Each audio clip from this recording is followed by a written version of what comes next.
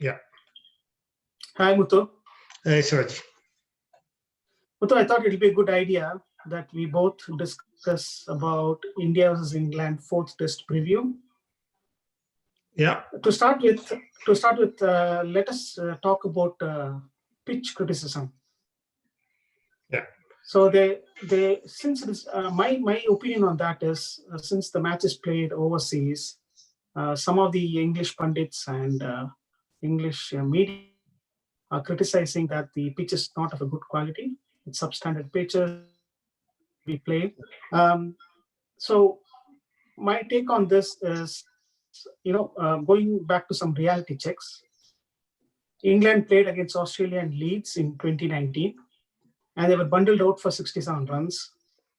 And there was no question about it. No one questioned about the pitch and things like that. They actually celebrated the pace and fierce bowling, and no one complained about it. So I have a feeling that just because England they are not capable batting against the spin attack, they are blaming the overseas pitch. What is your thought on that?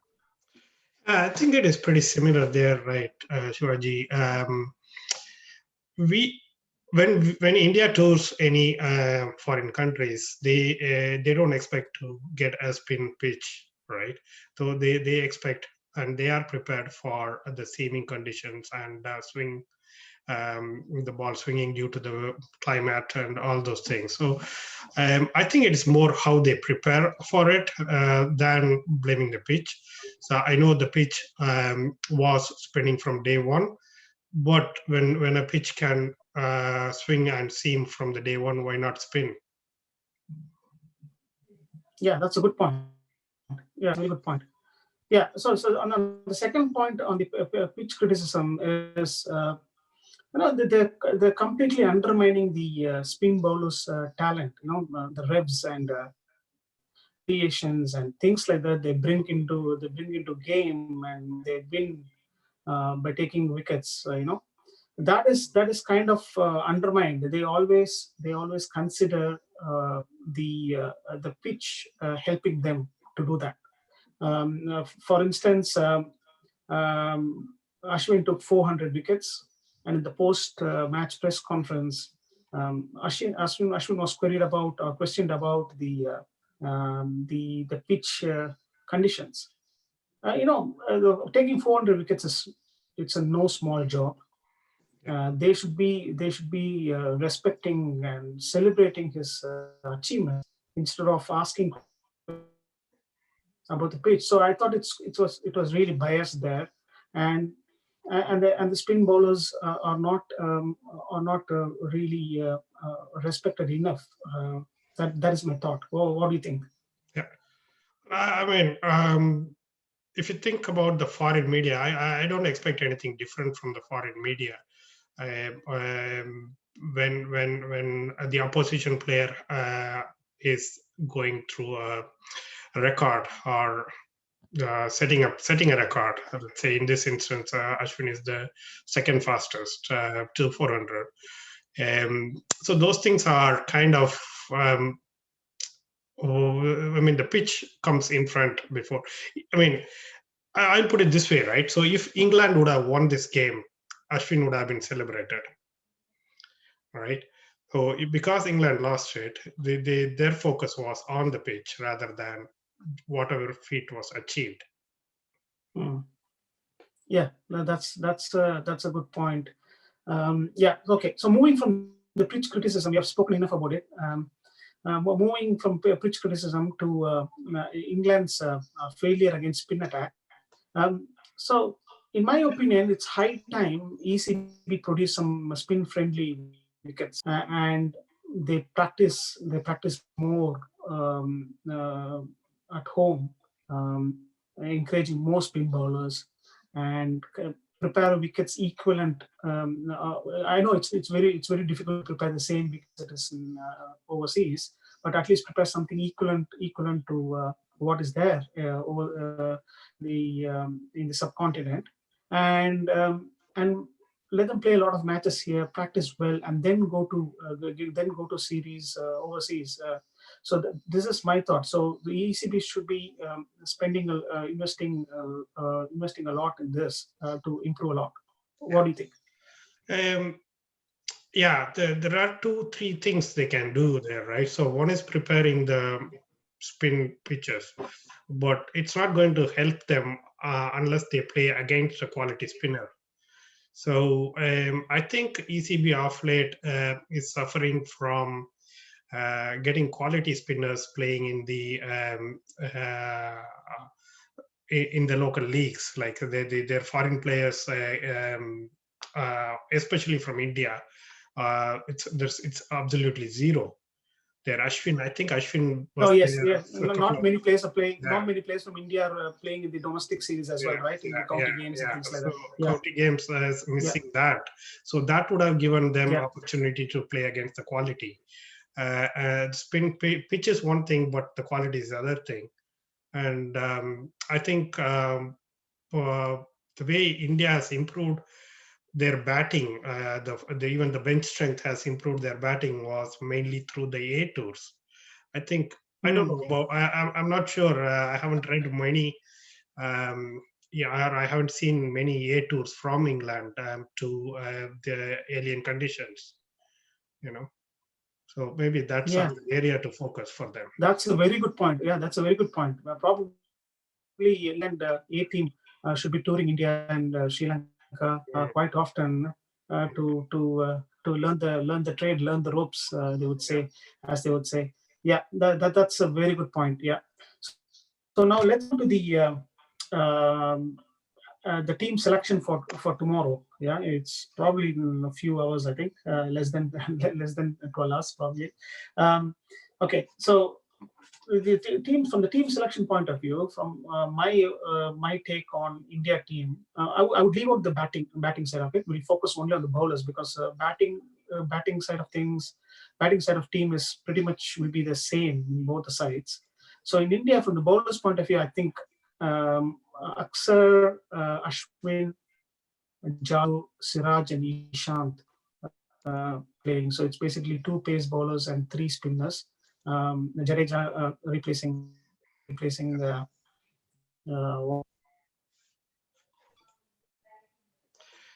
your opinion? Yeah, I think my opinion, India wouldn't look to change too much, and they would retain as many players as possible from the previous test, because everything went well for them. And one forced change will be a replacement for Bumrah. I think it could be Shami, sorry, not Shami, Yadav, Umesh Yadav, or Siraj. So we have to wait and see if they're going. Umesh Yadav is that's a good point. Umesh Yadav is fit as well. Yeah. Yeah, from the seniority point India of may view, if very it is well, a good seam. yeah. And knowing the Yeah, history, India would go for experience over the honors, So yeah. that's what I'm thinking. But on the spinner side, I think yeah, bringing Jadeja is a good option, but I don't think he will replace Washington Sundar. He might replace Akshar Patel instead, even though Akshar has done extremely well.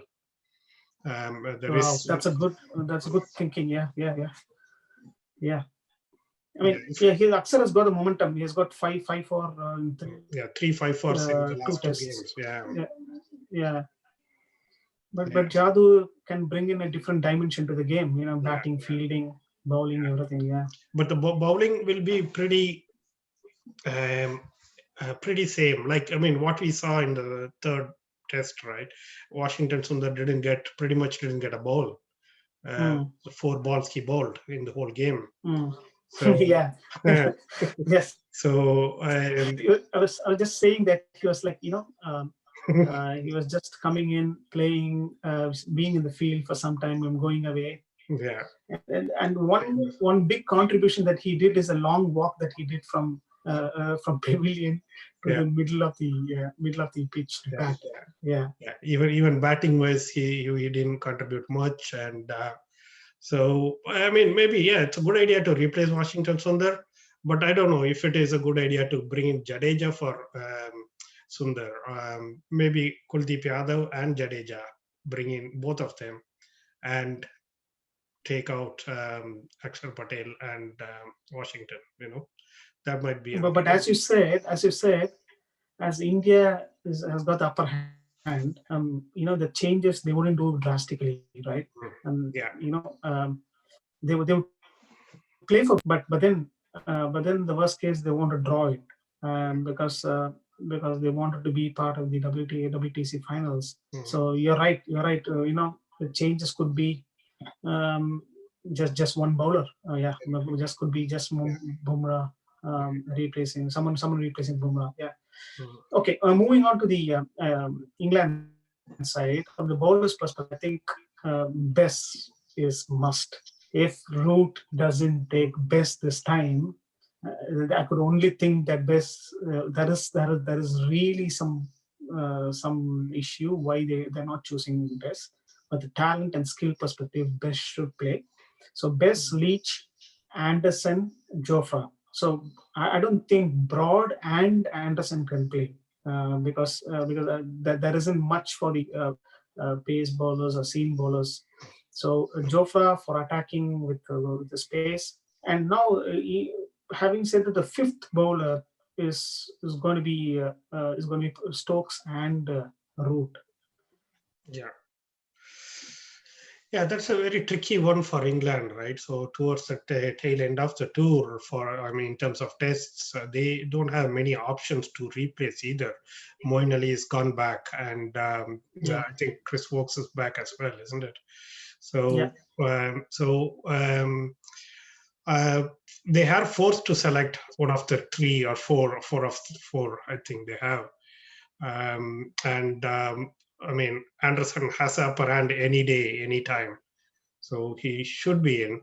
And Bess, Root got the stick for not choosing Bess.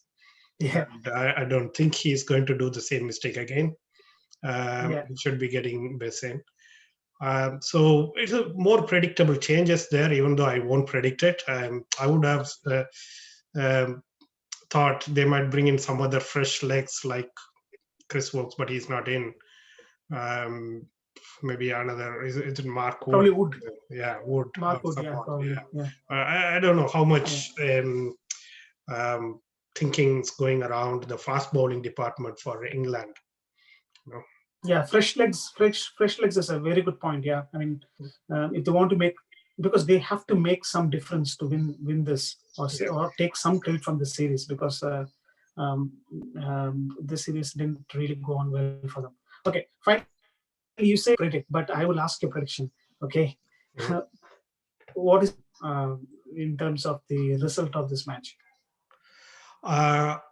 Result.